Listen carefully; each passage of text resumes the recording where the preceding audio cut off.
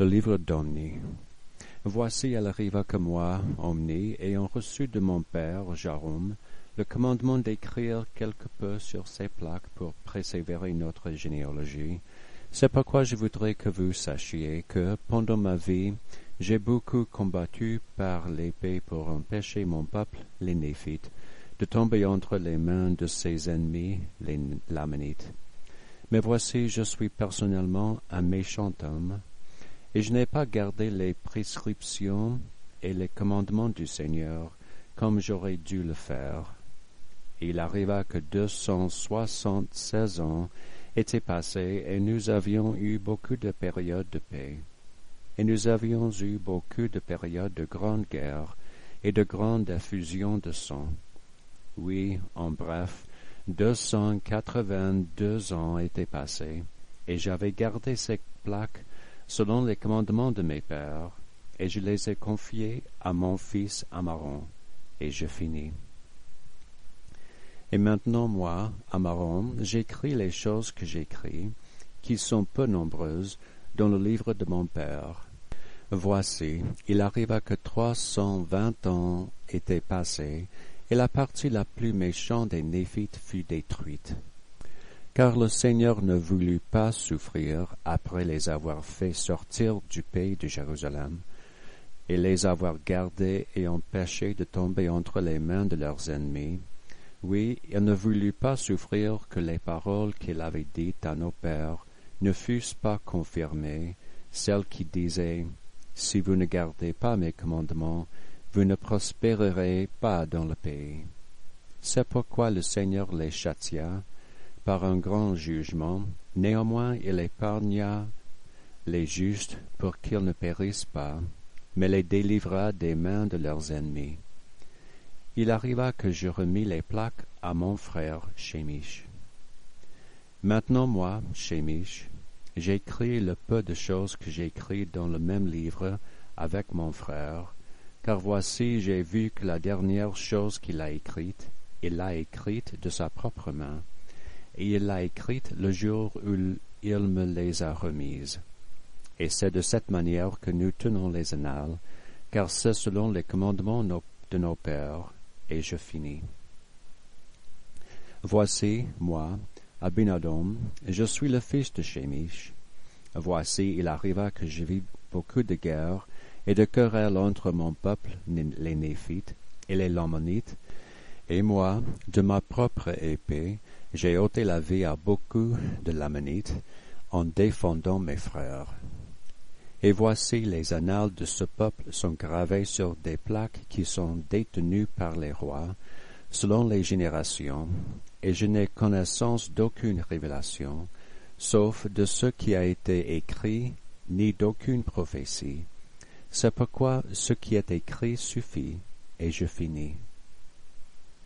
Voici, je suis Amaleki, fils d'Abinadom. Voici, je vais vous parler quelque peu de Mosia, qui fut proclamé roi sur le pays de Zarahemla, car voici, averti par le Seigneur qu'il devait s'enfuir du pays de Néphi, et que tous ceux qui voulaient écouter la voix du Seigneur devaient aussi quitter le pays avec lui et entrer dans le désert. Il arriva qu'il fit ce que le Seigneur lui avait commandé. Et ils quittèrent le pays et entrèrent dans le désert, tous ceux qui voulaient écouter la voix du Seigneur, et ils furent conduits par beaucoup de prédications et de prophéties. Et ils furent continuellement avertis par la parole de Dieu, et ils furent conduits par la puissance de son bras à travers le désert, jusqu'au moment où ils descendirent au pays qui est appelé le pays de Zarahemla. Et ils découvrirent un peuple qui était appelé le peuple de Zarahemla. Or, il y eut une grande allégresse parmi le peuple de Zarahemla, et Zarahemla aussi fut dans une allégresse extrême, parce que le Seigneur avait envoyé le peuple de Mosia avec les plaques d'airain qui contenaient les annales des Juifs. Voici, il arriva que Mosia découvrit que le peuple de Zarahemla était sorti de Jérusalem à l'époque où Sédécias, roi de Juda, fut emmené captif à Babylone.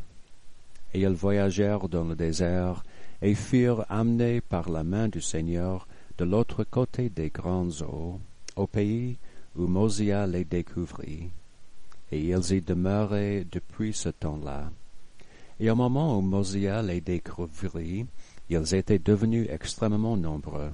Néanmoins, ils avaient eu beaucoup de guerres et de graves querelles, et étaient tombés de temps en temps par l'épée, et leur langue s'était corrompue, et ils n'avaient pas apporté d'annales avec eux, et ils niaient l'existence de leur Créateur, et ni Mosia, ni le peuple de Mosia ne pouvaient les comprendre.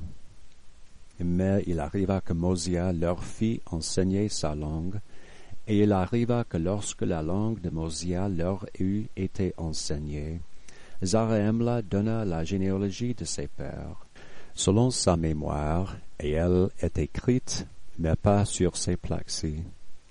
Il arriva que les peuples de Zarahemla et de Mosia s'unirent, et Mosia fut désigné pour être leur roi.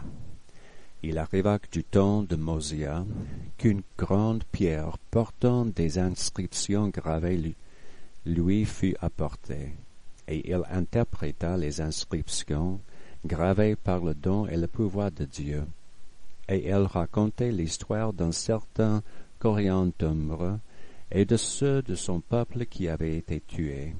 Coriantumbre fut découvert par le peuple de Zarahemla, et elle demeura avec lui pendant 9 lunes. Elle disait aussi quelques mots concernant ses pères, et ses premiers parents vinrent de leur tour, à l'époque où le Seigneur confondit la langue du peuple, et la sévérité du Seigneur tomba sur eux, selon ses jugements, qui sont justes, et leurs ossements jonchaient le pays situé du côté du nord.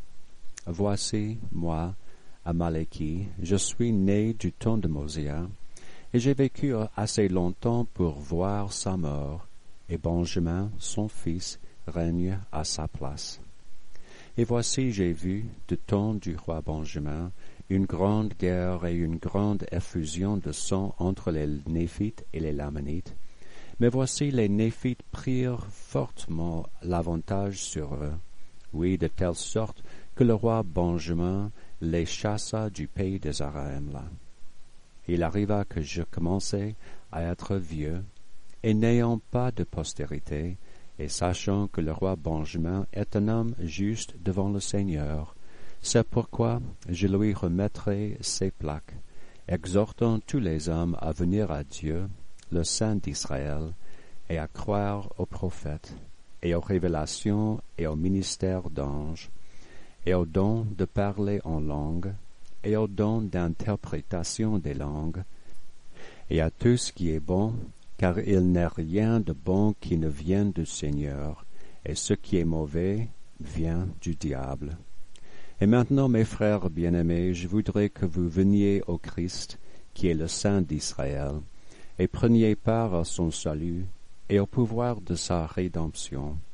Oui, venez à lui, et offrez-lui votre âme tout entière en offrande, et continuez dans le jeûne et la prière, et persévérez jusqu'à la fin, et comme le Seigneur vit, vous serez sauvés.